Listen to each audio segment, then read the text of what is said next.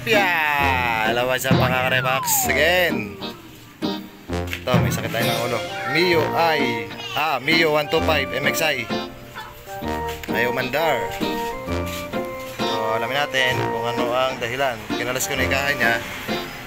And then, check natin yung kuryente, gas and compression. So, check muna natin yung kanyang kuryente. So, ito mga Karepax, sususin natin. Yan. And then, ito, tinanggal ko na yung spark plug cap niya. Tapos, ayan, yung kanyang dulo ng ignition coil. Check natin, start natin. Kaya natin kung may kuryente. So, start.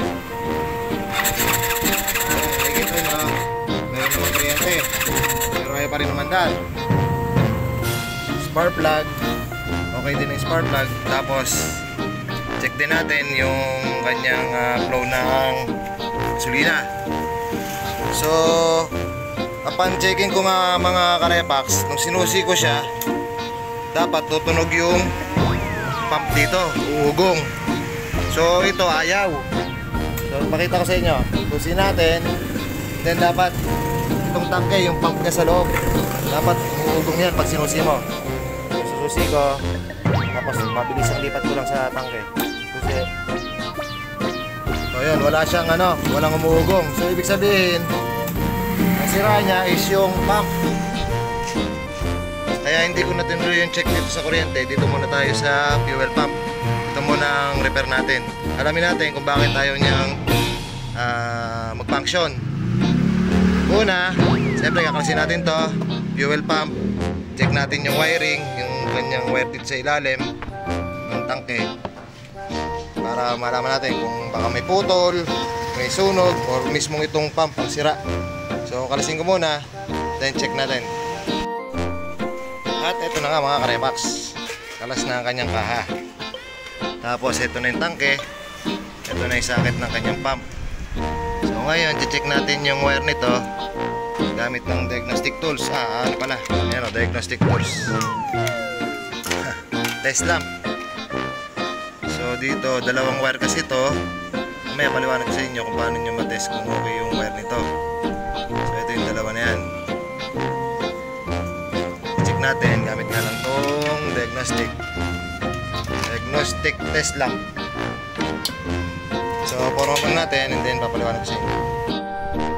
At ayaw magkakatuloy mga Karepax. So itong nga niya, ECU. Ito yung socket ng kanya.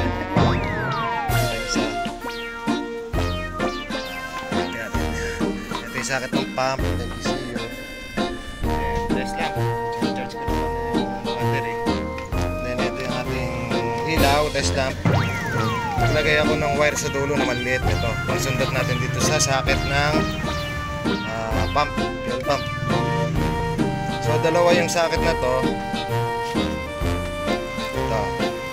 Ito yung sa gauge, and then ito yung sa mismong pump. Ito.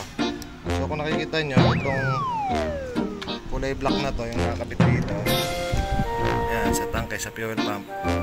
So huwag muna natin husgahan na fuel pump kagad. Testingin muna natin itong ating wiring. So check nga natin ground ng clip ng test lamp. Ito yung supply, ito yung ilaw. Then ito kasi yung blue with black stripe na to is ground trigger to. Once na i-positive mo siya, positive clip, so ayan, positive clip siya. And then itong dulo, itatap mo rito sa blue with black. So ito ground trigger. Pag i-start mo siya, dapat iilaw, saka lang siya iilaw yung ating test lamp. So testing natin, salpa ko muna. So ayan na mga Karepax, yung blue with black stripe is nakasusok na yung wire. Yan. Then start natin. Try natin start.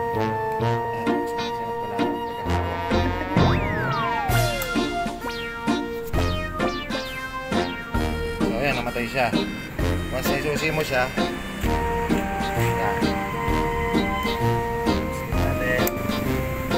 yan. Patay susi. Then nalamin ko lang mga Karepax. Wala na lang mga Karepax, sa pagka-testing nito, positive clip. And then yung wire niya, yung test lamp is the blue with black stripe. Blue with black stripe dito yan. So once isusi mo yan, ilaw yan, tapos mamatay. So ayan mga karepax, ulitin ko lang. Test lamp, dito muna tayo mag-clip sa positive. Then yung dulo niya, ito yung test lamp natin dito sa blue with black stripe. So ayan, blue with black stripe. Ayan, hindi siya nakasuksok. Mga ilang hibla lang ng wire.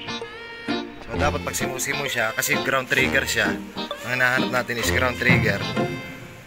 Once isusi mo to, dapat iilaw tong test lamp and then mamatay. So try natin, susi ko. So ayan, ilaw, dapat mamatayan.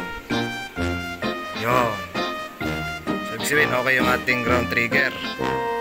Ground trigger natin. So testing naman natin yung isa, yung positive niya, yung kanyang red with black stripe. So patayin muna natin. Ngayon nililipat natin sa ground ating clip test lamp, kasi ang hanapin natin is speed supply. So tignan natin, saksak natin. So i-ayos ko muna. Yan. So ito na, nakasaksak na siya. Bali ACC wire din to, yung black, red with black stripe. Konektado siya dito sa ating fuse dito.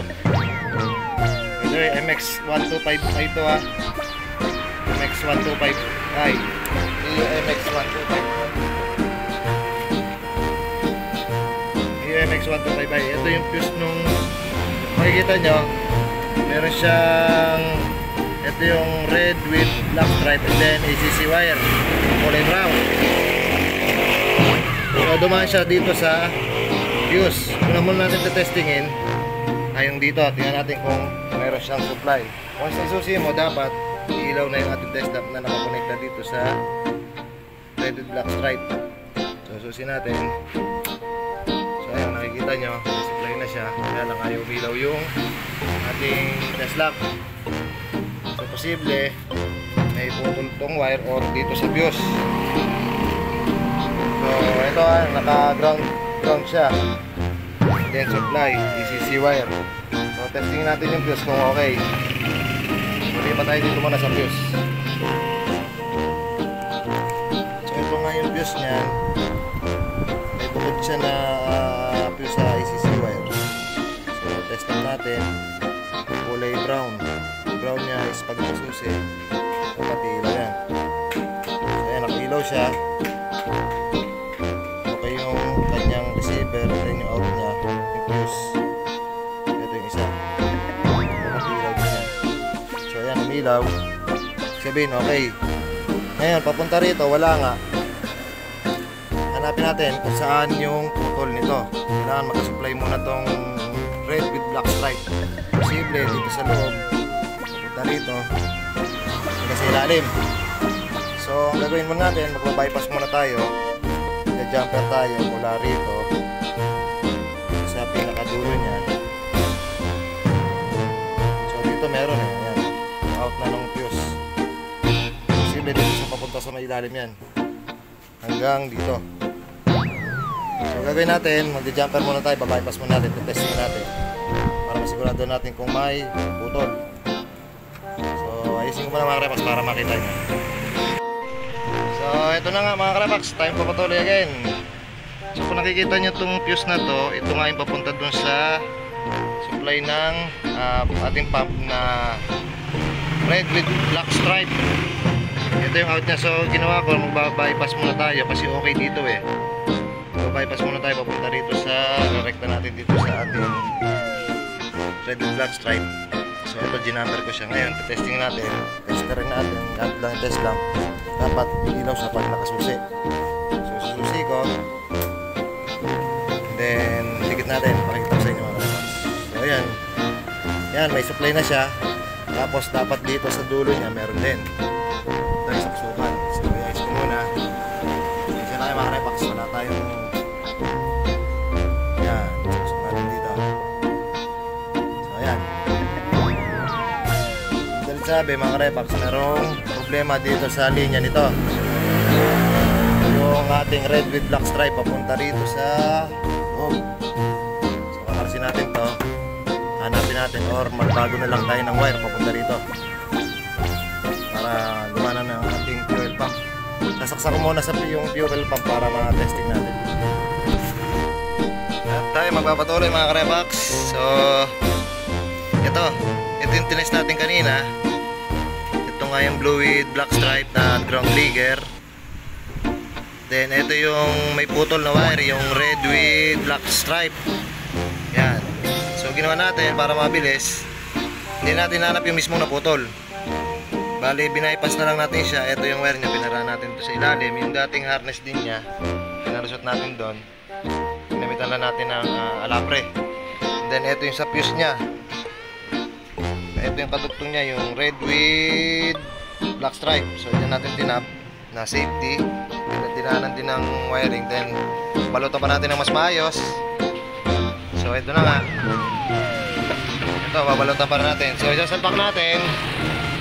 Yan natin kung gagana na ang ating fuel pump at kung under na siya. So black to black. Ito yung black socket. Yan, salpak natin. Then silalim ito. Yan. So tapat nyo lang. Ayan, pag nag-click na gano'n, lapat na yan. So ito nga yung ating tangke.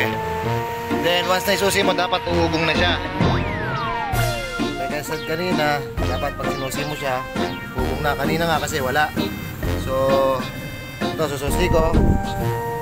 Tingnan nyo. So ayan, uugong na siya. And then start natin. Tingnan natin kung start na siya.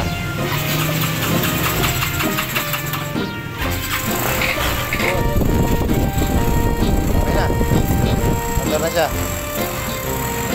So yun yung naging problema, yung ating supply na red with black stripe. So sabi kasi nung ibang pinagtingnan niya is yung fuel pump daw, kaya sinigurado muna natin. Kaya ayan, sana makatulong sa inyo. Minsan kasi dito lang sa fuse, pero ito nga ang kaso nito, mayroong wire na naputol mula dito sa fuse papunta ron sa may kanyang mismong fuel pump na. Kaya nagbago tayo ng wire.